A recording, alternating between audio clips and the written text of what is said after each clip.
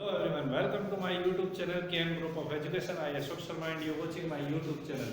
जिन्होंने अब तक हमारे चैनल को सब्सक्राइब नहीं किया, सब्सक्राइब करें, ज़्यादा से ज़्यादा लाइक करें, शेयर करें। पिछली क्लास में हमने बात की थी कॉन्स्टिट्यूशन की। इससे पहले मैं आपको बता दूं, जिन्होंने हमारी पिछली क्लासें नहीं दी है या किसी भी कारण से मिस हो गई हैं, नीचे डिस्क्रिप्शन में हमारी सभी क्लासों के लिंक दिए गए हैं, वहाँ पर जाकर उन क्लासों को देख सकते हैं। अब हम बात करते हैं कॉन्स्टिट्यूशन की। Constitution a living document, making of the constitution के बारे में हमने बात की थी, जिसमें मैंने आपको बताया था कि 26 नवंबर 1949 को हमारा कॉन्स्टिट्यूशन बनकर तैयार हो गया था।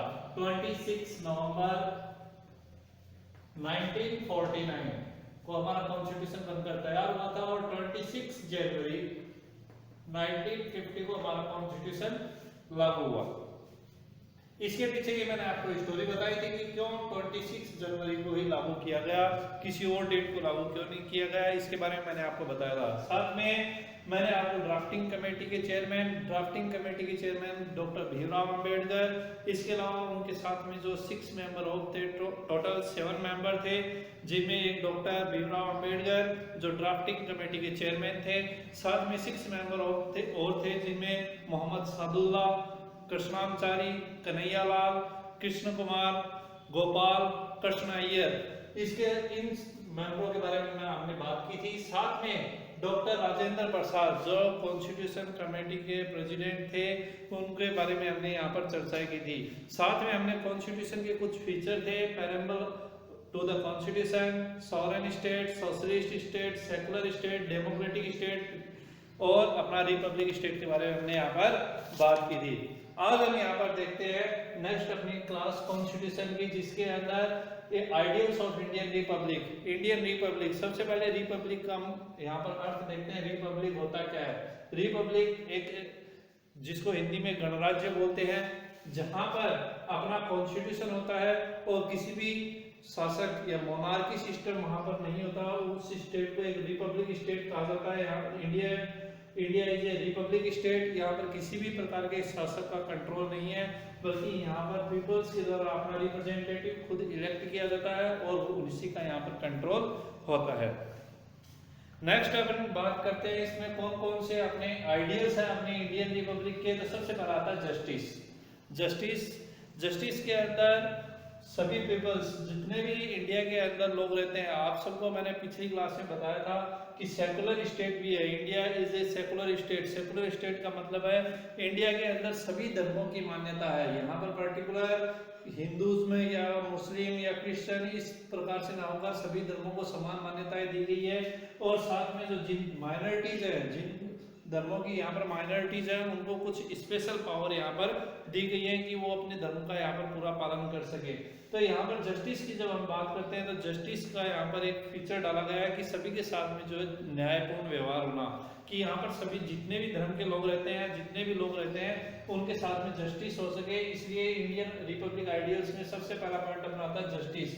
नेक्स्ट अपना आता है लिबर्टी का मतलब होता है उदारी होना, उदार होना किसी के ऊपर। यहाँ बिल्कुल लिबरल होना, क्योंकि लिबरल होने के साथ में थोड़ा स्ट्रिक्ट भी होना पड़ता है। जहां पर जस्टिस की बात आती है वहां पर स्ट्रिक्ट होते हैं। लिबर्टी की बात आती है जहां पर लोगों की सिचुएशन के अकॉर्डिंग उनके ऊपर लिबरल हो जाता है। इक्वलिटी, सभी धर्मों की समानता, सभी लोगों में समानता है। वुमेन मैन में भी किसी भी तरीके का डिफरेंस नहीं रखा जाता। नेक्स्ट आता है अपना फर्टेनिटी का मतलब होता है आपसी भाईचारा। यहाँ पर सभी धर्म के लोग रहते हैं और सभी धर्मों को यहाँ पर बराबर मान्यताएं दी गई है। पिछली क्लास में हमने बात की थी सेकुलरिज्म की, तो मैंने आपको एक स्लोगन बताया था कि हिंदू मुस्लिम सिख ईसाई हम सब है भाई भाई। ये सेकुलरिज्म के तहत ही अपना आता है। तो ये भी एक फर्टेनिटी का पार्ट है कि सभी लोगों के अंदर भाईचारा अपने को देखने को मिलता है। नेक्स्ट हम बात करते हैं इंडियन कॉन्स्टिट्यूशन के कुछ साइलेंट फीचर, जो कि साइलेंट फीचर अपने कॉन्स्टिट्यूशन को कुछ स्पेशल बना देते हैं, उनकी हम यहाँ पर बात करते हैं। अपने कुछ साइलेंट फीचर हैं इंडियन कॉन्स्टिट्यूशन के, जो इंडियन कॉन्स्टिट्यूशन को बहुत ज्यादा अलग बना देते हैं दूसरे से। तो सबसे पहले हम यहाँ पर बात करते हैं फेडरलिज्म की। फेडरलिज्म होता क्या है? फेडरलिज्म के अंदर पढ़ने से पहले आप लोगों को एक चीज बताता हूँ। फेडरलिज्म इंडिया के अंदर दो तरीके की गवर्नमेंट है, सेंट्रल, सेकंड है स्टेट।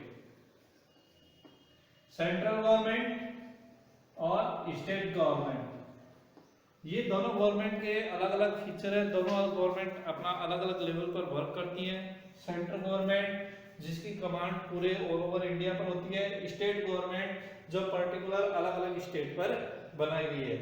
तो यहाँ पर सेंट्रल गवर्नमेंट जो है ऑल ओवर पूरे इंडिया पर कंट्रोल करती है, स्टेट गवर्नमेंट पर्टिकुलर एक स्टेट पर कंट्रोल करती है।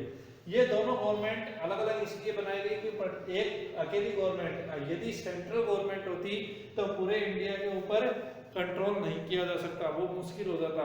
यहाँ पर जो है पावर दो पार्ट में डिवाइड कर दी गई, सेंट्रल गवर्नमेंट और स्टेट गवर्नमेंट। इन दो पार्ट में डिवाइड करने के साथ में जो है हमारे कॉन्स्टिट्यूशन में इनके लिए कुछ अलग, दोनों के जो है रूल रेगुलेशन के हिसाब से दोनों को जो है अलग अलग डिफाइन किया गया है। इसके लिए कुछ लिस्टें तैयार होती हैं। लिस्ट का मतलब जो पर्टिकुलर जो सब्जेक्ट होते हैं कि इसके ऊपर सिर्फ स्टेट गवर्नमेंट डिसीजन लेगा, इस टॉपिक के ऊपर सेंट्रल गवर्नमेंट डिसीजन लेगा, वो सब चीजें जो है अपनी यहाँ पर बताई गई है। तो वो लिस्टें कौन कौन सी आती है, जिनमें अपनी एक तो आती है union list, union list, state list, और नेक्स्ट अपनी आती है कॉन्करेंट लिस्ट,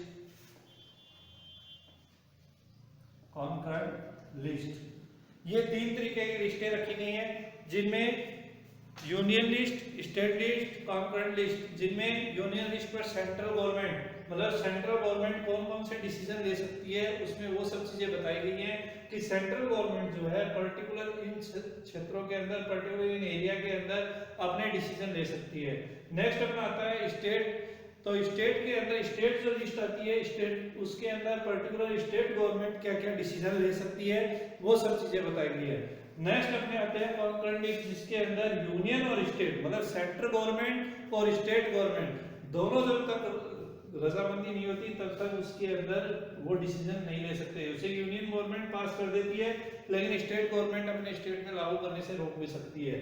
और सेंट्रल यूनियन जो लिस्ट होती है उसमें सेंट्रल गवर्नमेंट यदि उसको पास कर दे तो उसको जो है स्टेट गवर्नमेंट को भी मानना जो है कंपल्सरी हो जाता है। और यदि स्टेट गवर्नमेंट, सेकंड जो मैंने स्टेट की बात की, स्टेट लिस्ट से कोई स्टेट गवर्नमेंट अपना डिसीजन लेती है, कोई लिस्ट के अंदर जो पर्टिकुलर इनको डिफाइन किया गया है उसको पास कर देती है, तो वहां पर जो है उसको सिर्फ उसी स्टेट में लागू किया जाएगा, ना कि सेंटर पर। वो वहां पर सेंटर पे लागू नहीं हो सकता। पर्टिकुलर जैसे राजस्थान की बात करें, हरियाणा की बात करें, यूपी की बात करें, गुजरात की बात करें, तो पर्टिकुलर उन क्षेत्रों के अंदर ही वहां पर लागू होगा, क्योंकि वहां की स्टेट गवर्नमेंट ने उसको लागू किया है। वहां पर सेंट्रल गवर्नमेंट किसी भी तरीके से उसको लागू करने के लिए बाध्य नहीं होगी, वहां पर सिर्फ स्टेट गवर्नमेंट अपने स्टेट में उसको लागू करेगी। ये बात थी अपनी स्टेट लिस्ट, यूनियन लिस्ट और कॉन्करेंट लिस्ट की बात की फेडरलिज्म के अंदर। इसी के साथ में मैं आपको इसमें एक चीज और बताता हूँ कि इसको लेजिस्लेचर, स्टेट लेजिस्लेचर में इसको पास करना पड़ता है। जैसे पार्लियामेंट सेंट्रल गवर्नमेंट को ऐसा एक्ट लेकर आती है या इस लिस्ट के अकॉर्डिंग, तो उसे पार्लियामेंट में उसे पास करना पड़ता है। स्टेट गवर्नमेंट को स्टेट लेजिस्लेचर में पास करके उसको लागू करना पड़ता है। इस तरीके से डायरेक्ट उसको लागू कभी भी नहीं किया जा सकता।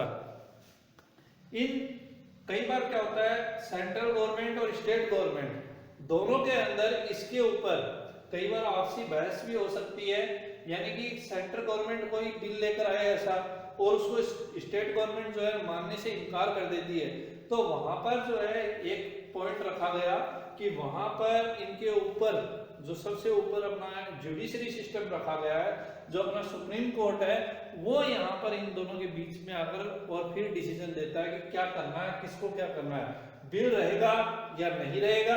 यदि रहेगा तो स्टेट गवर्नमेंट को मानना है या नहीं मानना, वो सब डिसाइड कौन करेगा, फिर पार्लियामेंट। या तो वहां पर डायरेक्ट सेंट्रल गवर्नमेंट ने पास किया, स्टेट गवर्नमेंट ने मान लिया, कोई भी बात नहीं हुई। लेकिन मान लो कुछ बिल ऐसे आ जाते हैं, क्योंकि मैंने आपको स्टार्टिंग में बताया था कॉन्स्टिट्यूशन की जो है पूरे कॉन्स्टिट्यूशन के लिए हमारा एक जुडिशरी सिस्टम अलग बनाया गया है। जुडिशरी सिस्टम क्या होता है, कॉन्स्टिट्यूशन की एक अपने जो राइट दिए गए हैं ह्यूमंस को, हमारे उन राइट की सेफ्टी के लिए, कॉन्स्टिट्यूशन की सेफ्टी के लिए अपना जो जुडिशरी सिस्टम वर्क करता है। तो वहां पर जो है सुप्रीम कोर्ट के पास ये पावर होती है, जब ऐसी इस तरीके की सिचुएशन आती है कि दोनों के बीच में जो है इस तरीके की सिचुएशन आ जाए कि सेंट्रल गवर्नमेंट लागू कर दे, स्टेट गवर्नमेंट उसे लागू करने से मना कर दे, तो वहां पर जो है अपना सुप्रीम कोर्ट या जुडिशरी सिस्टम बीच में आकर उनको जो है उस जो भी पार्ट होता है उसको डिफाइन करता है अलग से कि वो रहेगा या नहीं रहेगा। हालांकि ऐसा बहुत बार हुआ है कि कुछ बिल पास हुए और उन बिल को कैंसिल कर दिया गया।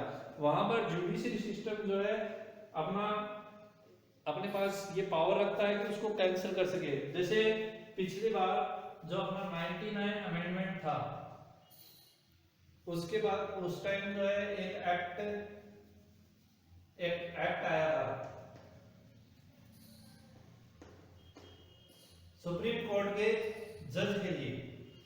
सुप्रीम कोर्ट के जज को इलेक्ट करने के लिए जो है सुप्रीम कोर्ट के जज एक कमेटी होती है, उस कमेटी में अपना प्रेसिडेंट, जो पॉलिटिकल पार्टी जो पावर में होती है उसके दो कोई भी लीडर, साथ में सुप्रीम कोर्ट के उसमें जो चार अपने जज बैठते हैं, वो मिलकर डिसीजन लेते हैं कि नेक्स्ट जज कौन होगा, सुप्रीम कोर्ट का नेक्स्ट जज कौन होगा। तो वहां पर वो डिसीजन लेते हैं। तो उसके अंदर 99 जो अमेंडमेंट हुआ था उसके अंदर ये रखा गया कि अब से पॉलिटिकल पावर जो पॉलिटिकल पार्टी है उसके मेंबरों की संख्या बढ़ाई गई थी वहां पर, कि उसके मेंबरों की संख्या 2 से बढ़ाकर उसमें 4 कर दी गई थी। तो वहां पर सुप्रीम कोर्ट ने उस बिल के पास होने के कुछ दिन बाद में ही उस बिल को कैंसिल कर दिया था। तो यहाँ पर सुप्रीम कोर्ट ने बताया था कि सबसे ऊपर है वो आपका जुडिशरी सिस्टम है, और जुडिशरी सिस्टम किसी भी बिल को यदि वो वहां पर ऐसा लगेगा कि यहाँ पर पॉलिटिकल पार्टी जो है किसी भी तरीके के राइट्स या फिर अपने कॉन्स्टिट्यूशन की सेफ्टी को खतरा है, तो वहां पर जो है सुप्रीम कोर्ट उसके बीच में आकर उस बिल को कैंसिल कर सकता है।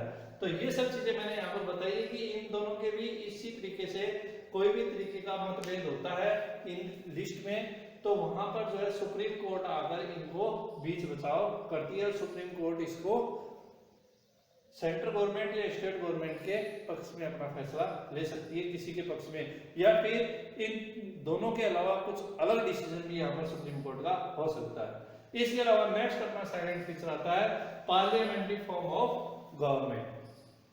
पार्लियामेंट्री फॉर्म ऑफ गवर्नमेंट की जब बात करते हैं तो हमारे यहाँ पर कैबिनेट और काउंसिल मिनिस्टर जो कि लेजिस्लेचर जो लीगली जो है रिस्पॉन्सिबल होते हैं लेजिस्लेचर के लिए, मैंने आपको बताया था पिछली क्लासों में भी हमने इसको अच्छी तरीके से पढ़ा। Parliamentary form of government, parliamentary form of government में हमारे यहाँ पर जो है पार्लियामेंट है। पार्लियामेंट के अंदर आप सबको मैंने बताया था 2 हाउस हैं। सबसे पहला अपना आता है लोकसभा और दूसरा अपना आता है राज्यसभा,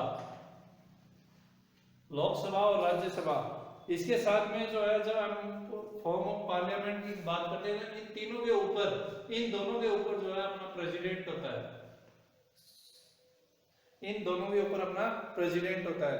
जब कोई भी बिल पास होता है, जब कोई भी बिल आता है, बिल किसको कहते हैं? बिल उसे कहते हैं कि कोई भी पॉलिटिकल पार्टी जो पावर में होती है वो किसी भी चीज को पास करवाने के लिए या फिर किसी लॉ को पास करवाने के लिए अपने लोकसभा के अंदर अपना एक प्रस्ताव लाती है, प्रपोजल लाती है।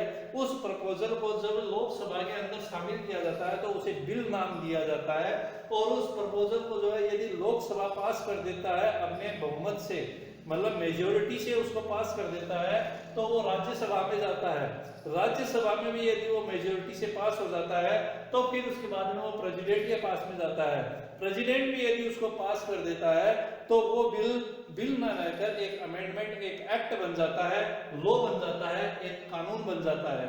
यदि कोई प्रपोजल लोकसभा में आया तो लोकसभा में आने के बाद भी उसे मेजोरिटी नहीं मिलती है तो वो बिल वहीं पर कैंसिल हो जाएगा, लोकसभा के अंदर ही कैंसिल हो जाएगा। यदि कोई बिल मान लो लोकसभा में तो पास हो गया और राज्यसभा में आकर जो उसे मेजोरिटी नहीं मिलती है तो वहां पर वो राज्यसभा में कैंसिल हो गया। यदि लोकसभा और राज्यसभा दोनों में पास हो जाता है तो बिल जो है प्रेसिडेंट के पास जाता है, और प्रेसिडेंट के पास में कॉन्स्टिट्यूशन के अकॉर्डिंग 3 तरह की पावर होती है। एक तो बिल को पास करके वापस भेज देना, और जब बिल को पास करके वापस भेज देता है तो वो लॉ या एक्ट बन जाता है। यदि मान लो बिल को पास ना करे और बिल को जो है वो वापस भेज दे, ये दूसरी पावर होती है कि बिना साइन किए वापस भेज दे।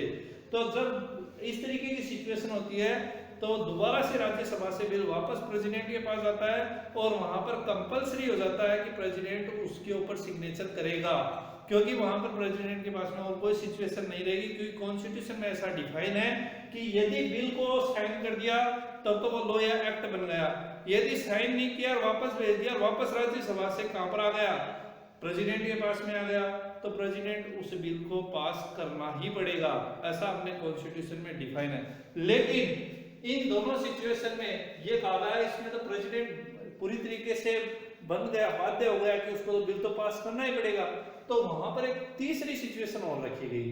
अब वो तीसरी सिचुएशन क्या है, वहां पर तीसरी सिचुएशन ये रखी गई कि मान लो बिल जो है राज्यसभा से पास हो गया, लोकसभा से पास हुआ, राज्यसभा से पास हुआ और फिर प्रेसिडेंट के पास में पहुंचा, तो वहां पर प्रेसिडेंट के पास में पहुंचने पर बिल जो है प्रेसिडेंट क्या करता है, अपने पास रख लेता है, ना तो उस पे साइन करता है ना उसको रिटर्न भेजता है, तो वो बिल कभी भी खुलेगा भी नहीं और उस पे कभी दोबारा डिमांड भी नहीं होगी सिग्नेचर के लिए। ऐसा बिल हमारे इंडियन कॉन्स्टिट्यूशन या फिर इंडियन हिस्ट्री की बात करते हैं तो सिर्फ एक बिल है जो आज तक जो है प्रेसिडेंट की चेयर के ऊपर रखा हुआ है, टेबल के ऊपर रखा हुआ है, सॉरी टेबल के ऊपर आज भी रखा हुआ है, उस पे आज तक सिग्नेचर, दूसरा प्रेसिडेंट उस पे सिग्नेचर नहीं कर सकता।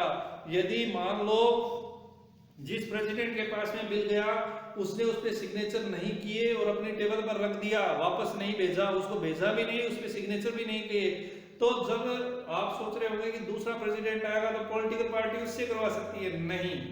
यदि दूसरी पॉलिटिकल पार्टी मान लो नेक्स्ट टाइम इलेक्शन हुए और दूसरा प्रेसिडेंट वहां पर आया तो वो भी उस बिल पर सिग्नेचर नहीं कर सकता, वो बिल क्या हो गया, वहीं पर कैंसिल हो गया और उस बिल को फ्यूचर के अंदर दोबारा नहीं लाया जाएगा।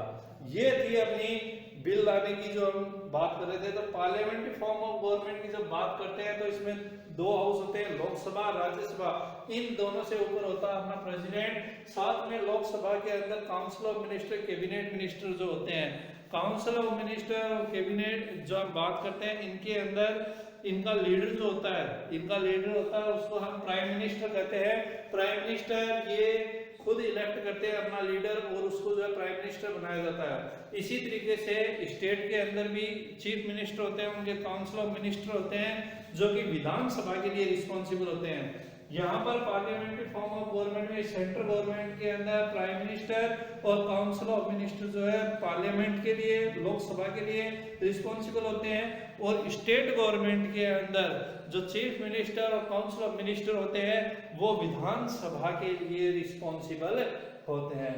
ये थे अपना पार्लियामेंट्री फॉर्म ऑफ गवर्नमेंट, जिसके अंदर मैंने आपको कुछ एक्स्ट्रा ये चीजें बताई है, लोकसभा किस तरीके से बिल पास होता है और तीन चीजें मैंने आपको यहाँ पर बताई, प्रेसिडेंट के पास कौन सी तीन पावर होती हैं, बिल को पास कर देना, बिल को बिना पास किए वापस भेज देना और बिल को बिना पास किए अपने पास ही रख लेना। ये तीन तरीके की पावर हमने यहाँ पर देखी है।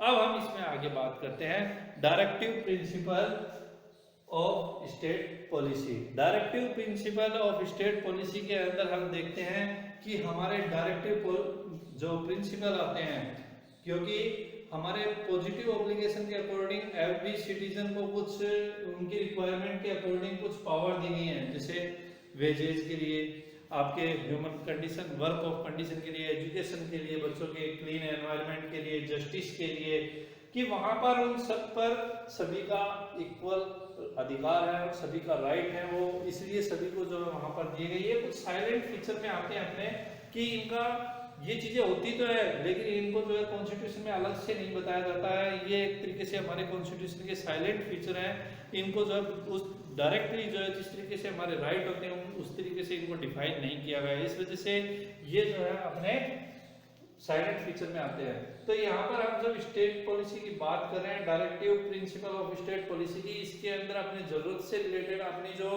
कुछ अपने को अधिकार दिए गए हैं, प्रत्येक सिटीजन को, एवरी सिटीजन को जो है कुछ इस तरीके के राइट दिए गए हैं, वो अपनी रिक्वायरमेंट के अकॉर्डिंग, कि उनकी जिस तरीके की रिक्वायरमेंट होती है उस रिक्वायरमेंट के अकॉर्डिंग वो राइट दिए जाते हैं। तो इसके अंदर जैसे बच्चों के लिए एजुकेशन फॉर चाइल्ड, इसके अलावा human condition of work, work की कंडीशन, लिविंग वेजेज, साथ में जो है अपना क्लीन एनवायरनमेंट, ये सब चीजें यहाँ पर दी जाती हैं। इसके साथ में जो है गवर्नमेंट इनके लिए अपने इन प्रिंसिपल्स को ध्यान में रखते हुए गवर्नमेंट भी जो अपने खुद की गाइडलाइन जारी करती है, और गाइडलाइन के ऊपर सबसे पहले आपको मैं बता दूं, उस गाइडलाइन को ध्यान सबसे ऊपर जुडिशरी सिस्टम जो होता है वो उस गाइडलाइन को पूरी बारीकी से देखता है, क्योंकि मैंने आपको स्टार्टिंग में बताया था कॉन्स्टिट्यूशन के ऊपर कंट्रोल, मतलब कॉन्स्टिट्यूशन को सेफ बनाए रखने के लिए हमारा इसके ऊपर कोई भी बिल अमेंडमेंट कुछ भी पास होता है, कोई भी चीजें आती हैं, तो वहां पर अपना जो जुडिशरी सिस्टम है या कोर्ट जो है वो उसके ऊपर कंट्रोल करने की पूरी कोशिश करता है। जहां पर किसी भी तरीके के राइट या फिर अपने कॉन्स्टिट्यूशन से छेड़छाड़ करने की कोशिश की जाती है पॉलिटिकल पार्टियों पर, तो जुडिशरी सिस्टम उस पर कंट्रोल करता है, उस बिल को तुरंत जो है कैंसिल कर देता है। अब हम बात करते हैं नेक्स्ट, इंडिपेंडेंस ऑफ जुडिशरी, जिसके बारे में हम इतनी देर से बातें कर रहे हैं, जिसके बारे में आपको काफी देर से समझा रहा हूँ, वो टॉपिक अपना आया इंडिपेंडेंस ऑफ जुडिशरी। मैंने यहाँ तक कि आपको एक एग्जांपल भी दिया था 99 अमेंडमेंट कि वहां पर सुप्रीम कोर्ट के अंदर किस तरीके से उनको रोका गया, जो कि एक जज को बनाने के लिए, एक जज को जो है जब बनाया जाता है तो उसके से पहले एक कमेटी बनती है, उस कमेटी के अंदर डिसीजन लिया जाता है कि नेक्स्ट सुप्रीम कोर्ट का जज कौन बनेगा। तो उस कमेटी के अंदर भी जो है छेड़छाड़ करने की जब पॉलिटिकल पार्टी ने कोशिश की, तो वहां पर सुप्रीम कोर्ट में उस बीच में उसमें दखल अंदाजी देकर उसको पूरी तरीके से कैंसिल करवाया गया, क्योंकि कॉन्स्टिट्यूशन के अंदर ये प्रावधान रखा गया था, ये प्रोविजन रखा गया था कि सुप्रीम कोर्ट या फिर जुडिशरी सिस्टम जो है इन सब से ऊपर होगा, जिसमें किसी भी तरीके की पॉलिटिकल पार्टियां जो है इंटरफेयर नहीं कर सकती, वो पूरी तरीके से इंडिपेंडेंस होंगे, पूरी तरीके से उनको फ्रीडम दी गई। और यहाँ पर जो है किसी भी तरीके के डिसीजन में, सुप्रीम कोर्ट के डिसीजन के अंदर किसी भी तरीके से कोई भी पॉलिटिकल पार्टी किसी भी तरीके का प्रेशर नहीं बना सकती। और यदि कोई बिल या अमेंडमेंट लॉ लेकर आती है तो सुप्रीम कोर्ट जो है या फिर हाई कोर्ट जो है उसके ऊपर एक्शन ले सकता है। यदि स्टेट गवर्नमेंट है तो हाई कोर्ट, और अपना सेंट्रल गवर्नमेंट में बनता है तो वहां पर सुप्रीम कोर्ट उसके ऊपर अपना कुछ उस पर कंट्रोल कर सकता है, यदि वो कॉन्स्टिट्यूशन को या अपने किसी भी तरीके से कॉन्स्टिट्यूशन के अलावा अपने राइट्स के साथ में छेड़छाड़ करने की कोशिश होती है तब।